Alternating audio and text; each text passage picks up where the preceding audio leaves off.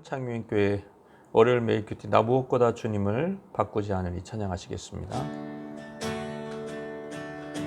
나 무엇과도 주님을 바꾸지 않으리. 다른 어떤 은혜 구하지 않으리.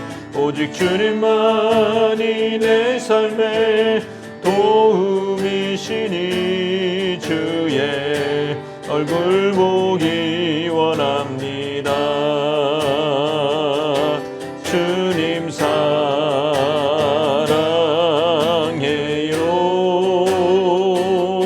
온 마음과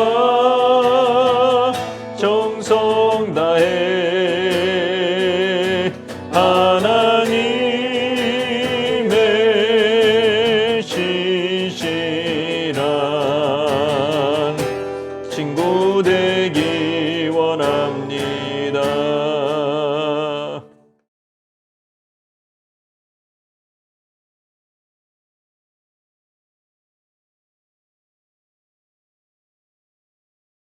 유대인들이 예루살렘에서 제사장들과 레위인들을 요한에게 보내요. 네가 누구냐? 물을 때에 요한의 증언이 이러하니라. 요한이 드러내어 말하고 숨기지 아니하니 드러내어 하는 말이 나는 그리스도가 아니라. 그러면 누구냐? 네가 엘리야냐? 나는 아니라. 네가 그 선지자냐? 아니라. 누구냐? 우리를 보낸 이들에게 대답하게 하라. 너는 네게 대하여 무엇이라 하느냐? 나는 선지자 이사야의 말과 같이 주의 길을 곧게 하라고 광야에서 외치는 자의 소리로라. 그들은 바리새인들이 보낸 자라. 또 물어 이르되 네가 만일 그리스도도 아니요 엘리야도 아니요 그 선지자도 아닐진데 어찌하여 세례를 베푸느냐? 나는 물로 세례를 베풀거니와 너희 가운데 너희가 알지 못하는 한 사람이 섰으니 곧 내 뒤에 오시는 그이라. 나는 그의 신발끈을 풀기도 감당하지 못하겠노라. 이 일은 요한이 세례 베풀던 곳 요단강 건너편 베다니에서 일어난 일이니라. 이튿날 요한이 예수께서 자기에게 나오심을 보고 이르되 보라, 세상 죄를 지고 가는 하나님의 어린 양이로다. 내가 전에 말하기를 내 뒤에 오는 사람이 있는데 나보다 앞선 것은 그가 나보다 먼저 계심이라 한 것이 이 사람을 가리킴이라. 나도 그를 알지 못하였으나 내가 와서 물로 세례를 베푸는 것은 그를 이스라엘에 나타내려 함이라. 내가 보매 성령이 비둘기같이 하늘로부터 내려와서 그의 위에 머물렀더라. 나도 그를 알지 못하였으나 나를 보내어 물로 세례를 베풀라 하신 그이가 나에게 말씀하시되 성령이 내려서 누구 위에든지 머무는 것을 보거든 그가 곧 성령으로 세례를 베푸는 이인 줄 알라 하셨기에 내가 보고 그가 하나님의 아들이심을 증언하였노라. 요한복음 이제 요한복음 세례 요한 얘기부터 오늘 시작이 되는데요. 이스라엘의 독립을 일구었던 하스모니안 왕조가 망하고 로마 식민 통치 아래서 이스라엘이 신음하고 있었습니다. 주권 국가가 아닌 거죠.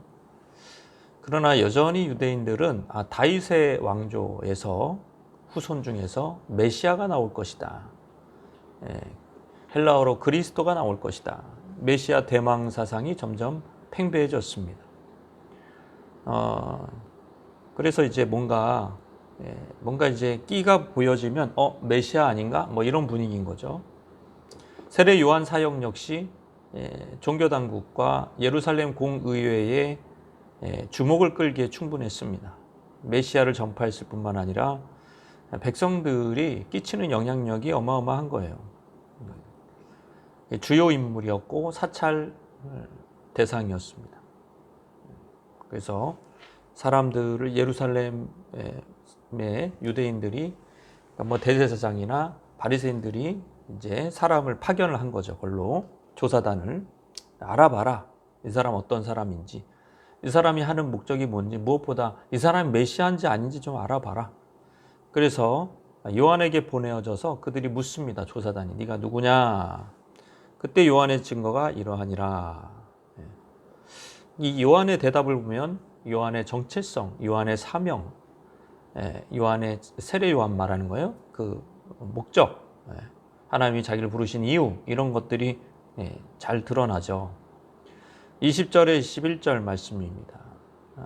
나는 이렇게 숨기지 않았다. 늘 드러내면서 얘기했다. 난 그리스도가 아니라. 나는 메시아 아니다. 근데 왜 자꾸 메시아라고 얘기하냐? 이제 이런 얘기를 하는 거죠. 그러면 너는 누구냐? 네가 엘리야냐? 나는 아니다. 그러면은 네가 누구냐? 선지자냐? 아니라라고 얘기를 하는 거죠.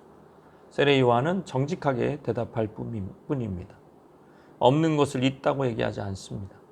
있는 것을 없다고 얘기하지 않습니다. 전혀 세례 요한의 마음에 이생의 자랑이든지 사람들에게 높임을 받고 싶다든지 이런 마음이 한 톨만치도 없는 거예요.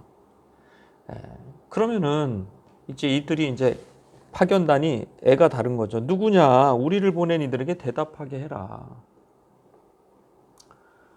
그러니까 지금 네가 누구냐? 그러면 누구냐? 또 묻되 네가 그 선지자냐? 또 말하되 누구냐? 4번이나 5번이나 이렇게 겹쳐서 물은 것은 요한의 대답이 이제 충분하지 않은 거예요. 이런 대답을 갖고 이런 재료를 가지고 자기들을 보낸 예루살렘으로 다시 돌아간다는 것은 아주 굉장히 실망스러운 거죠.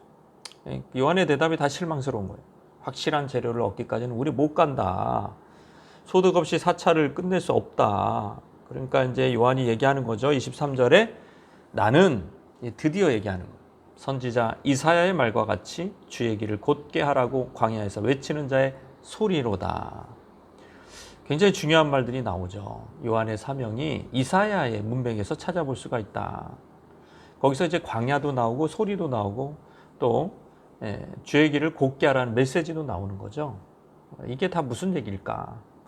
이 광야라는 것은 유대인들에게 굉장히 의미가 깊은 곳이죠. 왜냐하면 출애굽해서 가나안 땅, 안식의 땅, 축복의 땅에 들어가기 직전에 광야를 거쳤잖아요. 파라다이스에 가기 전에 광야를 거쳤단 말이에요. 이사야에서의 광야의 의미는 비슷하지만은 뭔가 조금 차이가 있습니다. 그건 뭐냐면 이제 애굽의 포로가 아니라 그들은 죄악에 팔려서 이국 땅에 바벨론의 포로가 됐어요. 거기서 이제 다시 가나안 땅으로, 목적지는 똑같아. 가나안 땅, 약속의 땅, 안식의 땅으로 돌아오는 그 과정에서 광야를 또 거쳐요. 그러면 이제 그 거치는데 이 이사야의 메시지는 고국으로 돌아올 것이, 광야의 길을 거쳐서 고국으로 돌아올 것이다. 이런 얘기를 하고 있는 거예요. 결국에는 가나안 땅, 안식의 땅, 축복의 땅에 들어오기 바로 직전에 예비하는 장소가 광야라는 거죠. 영적인 안식을 위한 마지막 단계, 광야에서 뭔가 할 일이 있는 거예요. 하나님의 백성은 거기서 뭔가 쉽게 정결케 된다든지 뭐가 그런 게 있어야 되는 거죠. 그래야 안식의 땅, 축복의 땅으로 들어갈 수 있기 때문에. 안식의 땅에서 쫓겨난 이유가 죄 때문입니다. 그래서 세례 요한이 바로 그런 사역을 한다는 거예요. 광야에서 외치는 자의 소리라. 이 소리는 정결케 하는 소리입니다. 이 소리는 하나님을 경외하게끔 마음을 낮아지게 하는 소리입니다. 교만한 자는 그게 낮아지는 거예요. 산들은 평지가 되고 골짜기는 돋구어지는 거예요. 너무 자괴감에 빠져가지고 우울증에 걸리고 이런 사람들은 이제 돋궈져야 되고, 교만한 산들과 같은 것들은 그 마음은 낮아져야 되고, 이 모든 것들이 바로 가나안 땅에 바로 예수 그리스도가 통치하는 그런 아름다운 그런 통치, 그 안에 들어가려면, 예수님의 통치 안에 들어가려면 광야에서 준비돼야 되는 거예요. 나는 그런 거 준비시키는 사람이다. 이렇게 얘기를 하고 있는 거죠. 못 알아듣겠죠, 이 사람들이. 당연히. 그러나 이제 진리를 얘기했을 뿐이에요. 그들은 바리새인들이 보낸 자라. 또 물어 이르되 네가 만일 그리스도도 아니요 엘리야도 아니요 선지자도 아니요 어찌하여 세례를 베푸냐. 그러니까 이제 못 알아듣는 게 확실하네요. 이게 광야의 의미인데, 자 가만히 들어보니까 하여튼 세례, 그 무슨 네가 이게 그러니까 언짢은 거죠. 이 사람들은. 아니 네가 그리스도도 아니면서 왜 세례를 주냐 이거예요. 그러니까 무슨 권위로 세례를 주냐. 도대체 세례는 왜 줘가지고 우리가 이렇게 땡볕에 파견을 나와가지고 고생하게 만드냐. 메시아도 아닌 주제에 그때 이제 요한이 이런 말을 합니다. 26절 28절 나는 물로 세례를 베풀거니와 너희 가운데 너희가 알지 못하는 한 사람이 있었으니 곧 내 뒤에 오시는 그이라. 나는 그의 신발끈도 풀기도 감당하지 못하겠다. 무슨 권위로 세례를 베푸는지 알려주진 않습니다.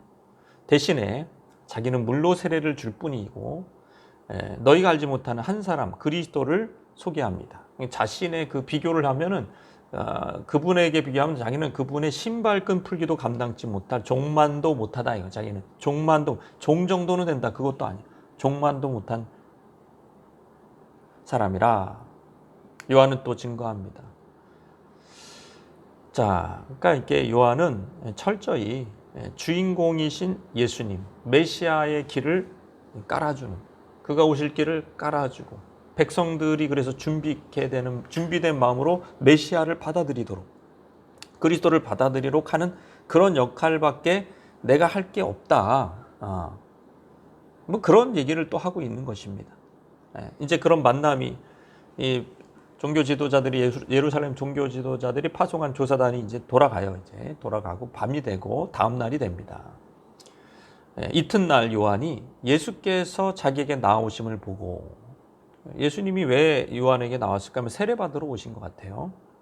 여기서는 문맥으로 나오지만 이르되 보라 세상 죄를 지고 가는 하나님의 어린 양이로다. 보라 죄를 지고 가는 하나님의 양이다.